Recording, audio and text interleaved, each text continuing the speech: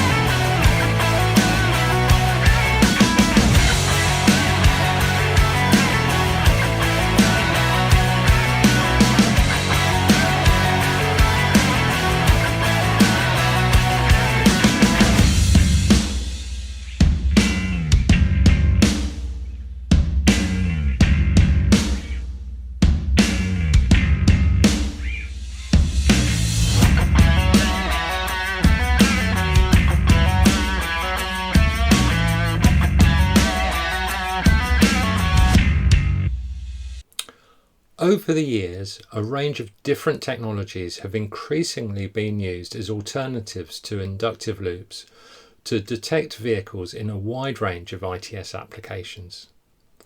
The largest subset of these are above ground detectors, which have included the use of different technologies including infrared, different types of microwave and optical technologies. This latter type originally worked by recognizing a change of a few pixels in the nominated detection location. However, their reliability was often affected by external events caused by a range of situations, including changes in light conditions, shadows cast by passing vehicles, and poor weather. The capabilities of optical detectors have increased dramatically over the years. In the US, as an example, it is quite common to find single units suspended over the centre of a signalised intersection. These are used to provide numerous detection points on each of the approaches. This is achieved by setting up virtual loops within the image that provide a detection when a vehicle is located within it. The advantage for this type of unit has been that a single detector can operate instead of numerous physical loops. But the downside has been their high expense and that these require a very high mounting point over the centre of the junction. In addition, these have normally required a large processing unit to be installed within the traffic signal controller cabinet, which then provides the detection outputs to the controller.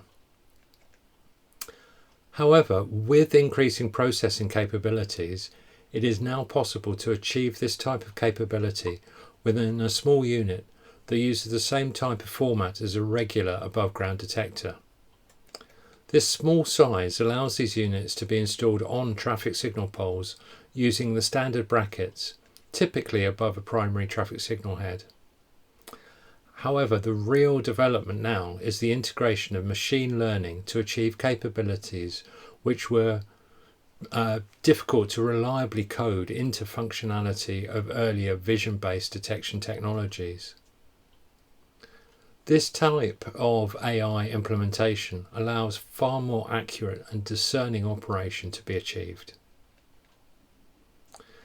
In this clip, I talked to Greg Baker from detector company AGD about the issues associated with their introduction of the AGD 650, which uses AI to achieve a much wider range of capabilities compared with a standard microwave detector. Right, so I'm joined by Greg Baker of AGD, and we're going to be talking about the AGD 650, which is a unit that's got built-in AI to it. So, thanks for talking to me, Greg, about this. Excited to be here. So what's AGD been working on, and what are you sharing with us this year here at Trafford? So we're always looking at different technologies, and one of those technologies that we've been working with a lot lately is deep learning, which is part of the AI suite. So a lot of companies are demonstrating sort of AI type implementations, and it's the buzzword in some ways of what's going on. You know, we've seen in the press, etc., different things around that. But what's AGD doing differently in the way you're applying this? So I seen this technology about 5 years ago in the lab at AGD. It was running on great big PCs, desktops, and I was absolutely blown away by what it could do. So it's taking that from a desktop and condensing it down into a unit that can sit on street for a certain price, that can be plugged in and perform as it should, but also allows the users to connect to it and set it up in a user-friendly manner. So bringing all those elements together, you know, it takes quite a lot of engineering to get it right. So, you know, you've got to have the right processing platforms, the right, you know, sort of connections to be able to just plug it in. So, yeah, we've been working quite hard to condense it down to get it to, you know, look and feel right for the market. But to do that, you've also got to ensure that it's got a really robust performance, so that it gives you reliability all the time. So how do you go about ensuring that is actually achieved with your product? So there's multiple stages of testing. So throughout the development stage, we're testing it, we're taking it outside. The first unit we had was just a big plastic box with a camera hanging out of it. And what that allows us to do is get a feel for, can it achieve what we're trying to achieve? And then we sort of step that on right up to field trials. We're quite lucky in Gloucestershire because we've got, you know, a few cities, nice towns. So what we can do is put it in different scenarios and see how that performs. And then once we're past that and we've got confidence that it's working in those different scenarios, we start sharing it with the wider world a bit. So we will give it to certain customers that have sort of approached us and said, we've got a certain problem, or we know that they're looking to try and achieve something, and we say, well, we've got this, would you like to sort of get hands-on with it and have a go? We also do some trials. So this particular unit we took to Solihull. They allowed us to put it on street and compare it against loops in the ground, so we can really verify data. And then the second stage is to let customers go in alone. So we just send them a unit, and that's when we get the really good feedback of, you know, of how it's performing, how easy it is to set up. And I guess that's how you really understand the capability and performance that you're achieving in real life, and maybe actual use cases that you might not have thought of. Yeah, exactly. So we had one local authority that asked us to detect only vehicles in a pedestrian high street for, you know, the delivery trucks. And we didn't go up to site, we didn't get involved, we just sent them a unit, we said configure it like this and give us some feedback, and yeah, they were really blown away with it. I think that's one of the great things, because of AGD's longevity in the industry. Actually, you've got a lot of those contacts, but from those authorities, what sort of feedback were you getting from those trial sites? There was a common theme running through that feedback, which was already positive, but it was, can we have more? Can you filter different objects? Can you do, sensing here? Can you do this and different applications, which we have taken away. We have a development program to, sort of explore more. We don't see it just as a detector. We do see it as a platform that we will be able to do a lot more in the future with.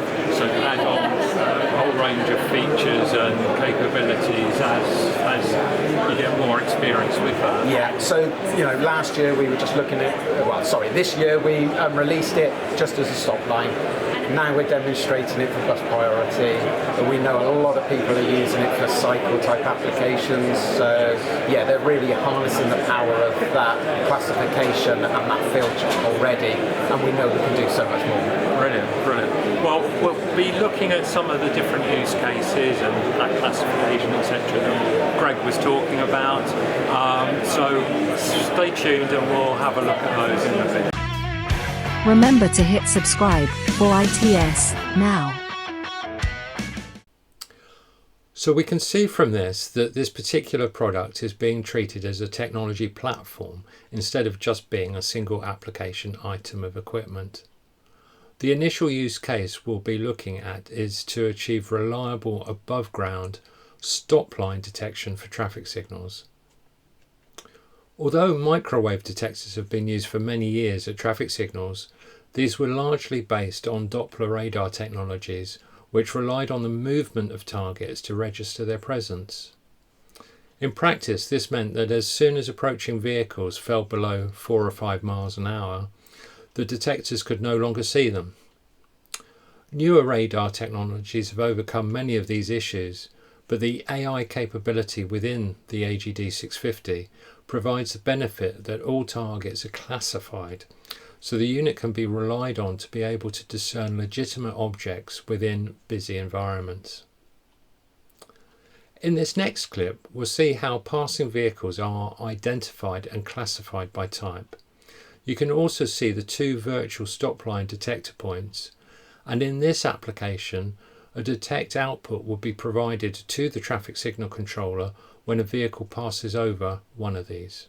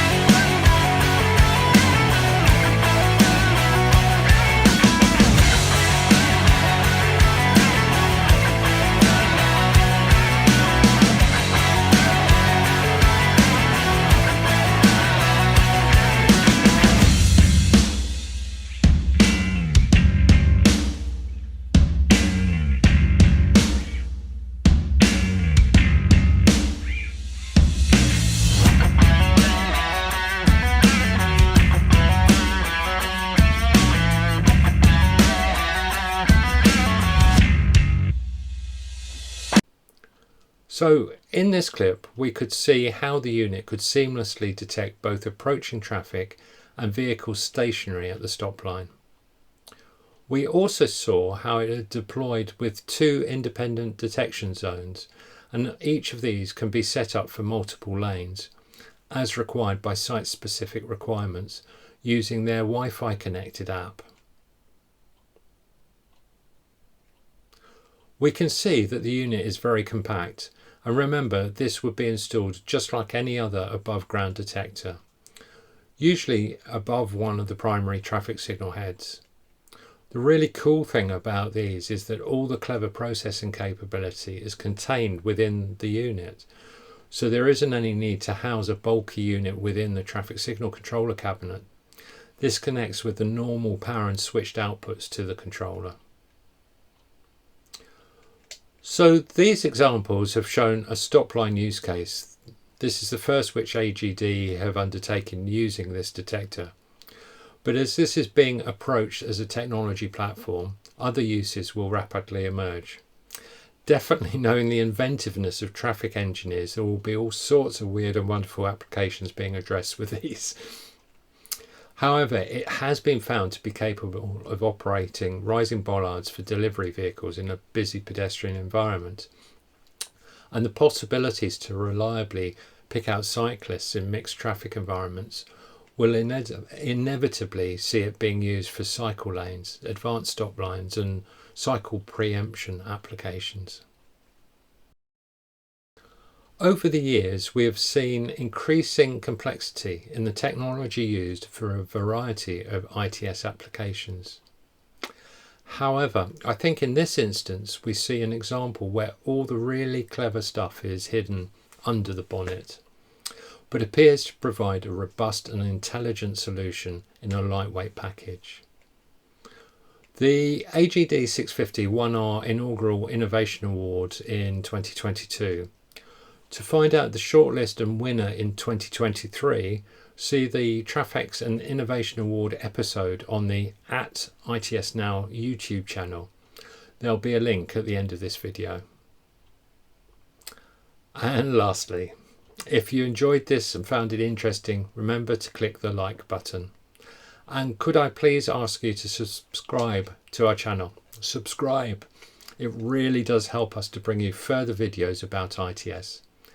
Thank you again to everyone who has done so. Thanks for watching. See you next time.